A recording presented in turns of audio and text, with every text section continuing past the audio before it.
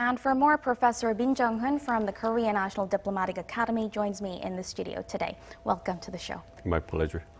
So we're getting reports that North Korea is rebuilding its Dongchang-ri missile launch site. Now, this is the site that Pyongyang promised to dismantle during the Inter-Korean summit in September last year.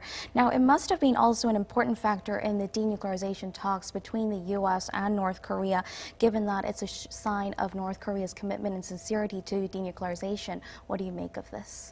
Yes, I think so. First, it is known that the engines of North Korean missiles like 2014 and 2015 were tested at the site. And as you know, North Korea's ICBMs, intercontinental ballistic missiles, could fly to the mainland of the United States. And so they could threat the U.S. national security. So the shutting down or dismantling the Dongchang-ri, the missile test site, could have a significant meaning to North Korea-U.S. negotiations because it contributes to make the United States come back and stay in the negotiations in order to reduce the security threat coming from the North Korean missiles. So it's important. We don't have much information other than satellite imagery at the moment, and it's hard to tell what North Korea's intentions are. What do you think?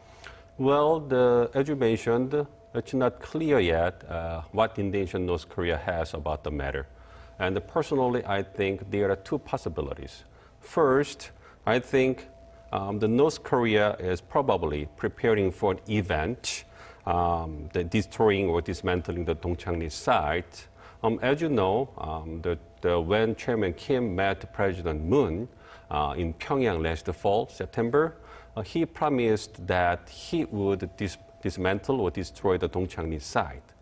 So, you know, the Pyongyang or the North Korea possibly is preparing for the event starting from before the second summit in Hanoi, and it just continues to that kind of preparation for the event. But on the other hand, you know, North Korea is probably trying to have a better bargaining chip against the United States.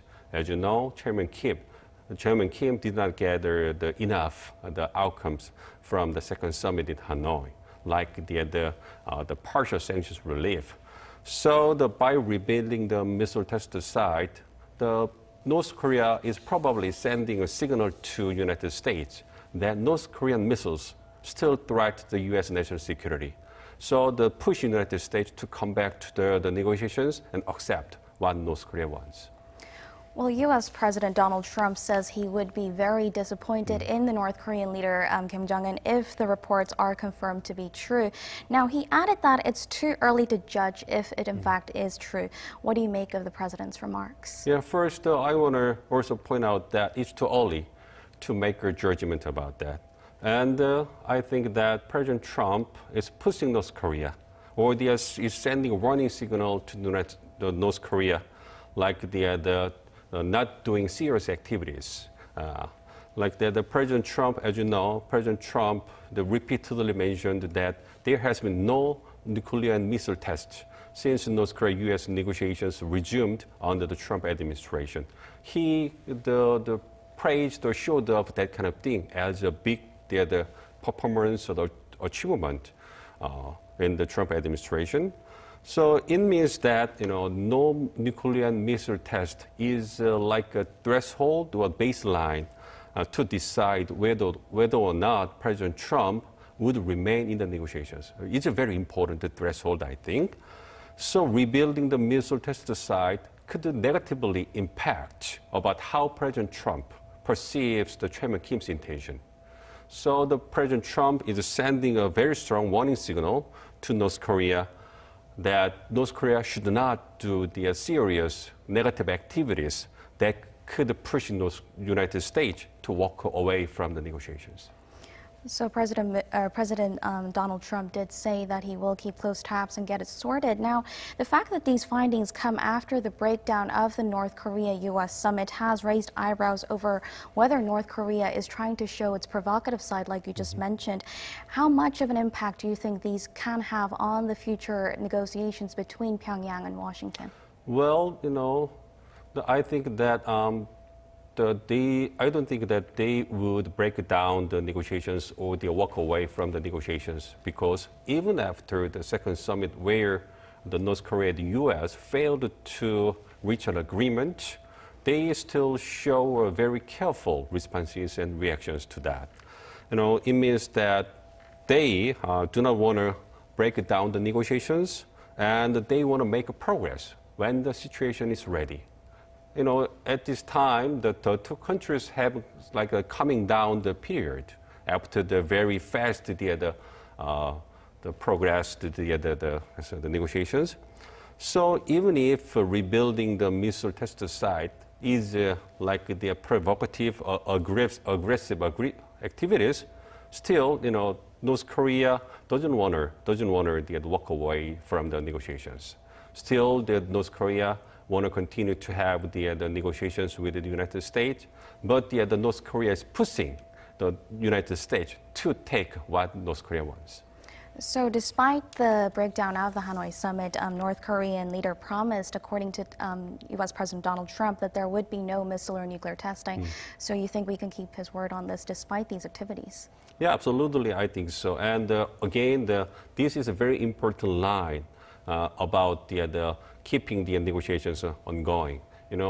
President Trump again and again repeated that kind of thing, and it's acting like the threshold baseline, the maintaining the negotiations. It's very important. So the North Korea should listen to what President Trump mentions about that and keep that line if it wants the negotiation that going on or ongoing. Now, in the meantime, U.S. National Security Advisor John Bolton says if North Korea does not abandon its nuclear weapons, Washington will have to step up sanctions on the regime. The U.S. Senate has also recently introduced a bill regarding a secondary boycott to overseas financial institute or businesses that do contracts with North Korea. Now, following the breakdown of the Hanoi summit, Trump said that sanctions in place will remain as it is now, the status quo, but some have raised concerns because of John Bolton making such remarks. Do you think, in fact, the U.S. may be turning a tougher stance on North Korea?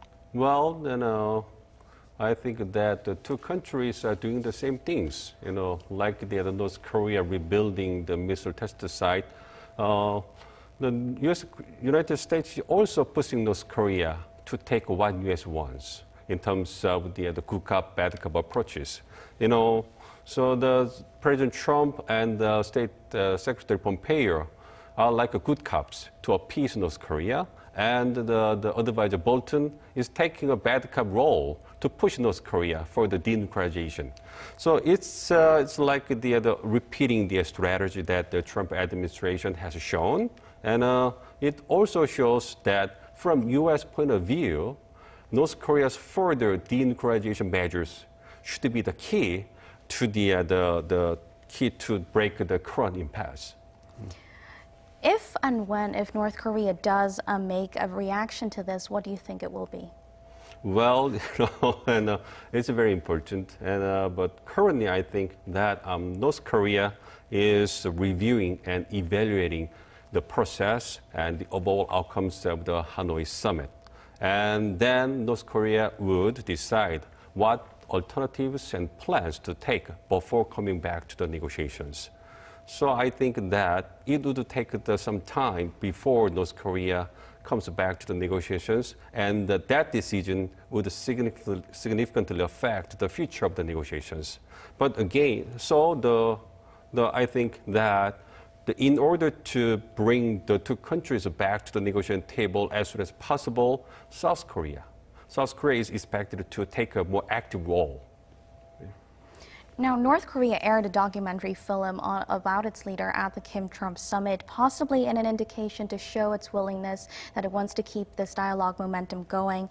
Now, there's been no criticism of Washington in North Korean media, and reports say the two sides will be continuing the productive talks.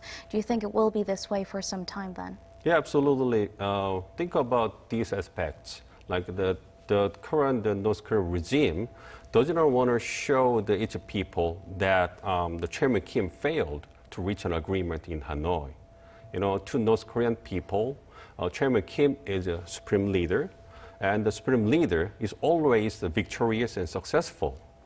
So the state media just reported the positive aspects of the negotiations, that Chairman Kim maintains good relationships with President Trump, and they will continue to have positive dialogues.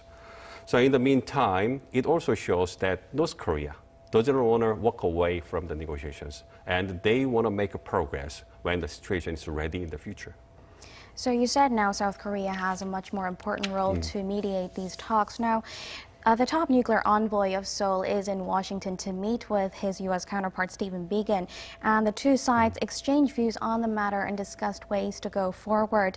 Now, there have been questions on whether there was enough coordination between the allies before the Hanoi summit, and there's concerns that they have differing views on the sequencing between denuclearization steps and corresponding measures. What kind of details do you think they discussed?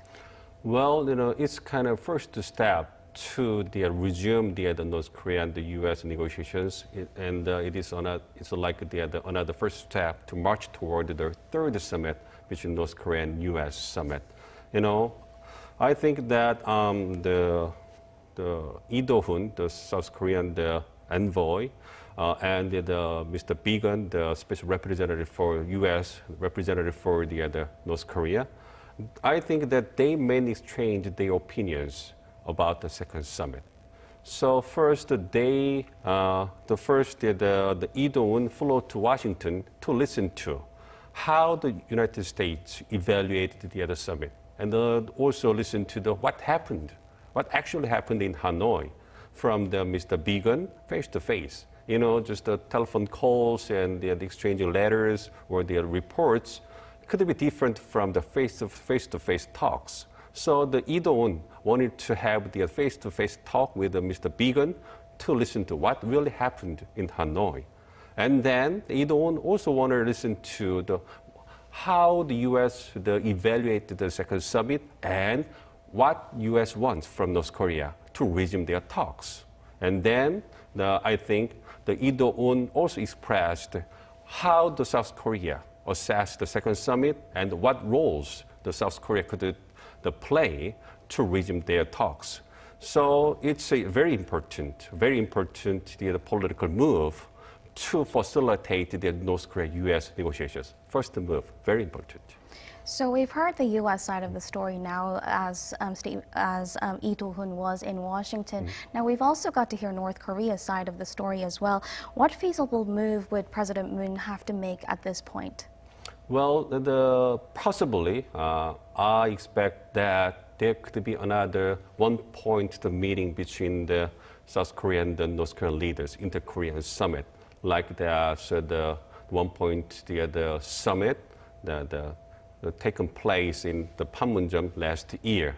It's not like the official visit or something like that, but the two get resolved the current impasse. I think that first the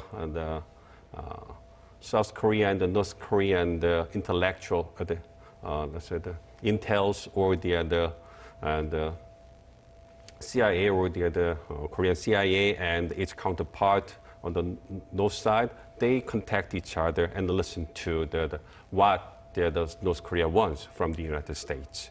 And then they will make some kind of compromise or the schedules that could bring the South Korean and the North Korean leader again, and they would have the kind of the summit, and they talk about the future movement or the future move And then the South Korean President Min Jeong-hun, he will contact the President Trump and just deliver what North Korea wants from the United States. So that kind of the very important facilitating role. So in the first the movement or in the near future, I expect that there would be the very serious the communications contact between the two Koreas. So there could be a lot of more summits to come in the near future. That's all the time we have for today. Thank you for your insights. Thank you.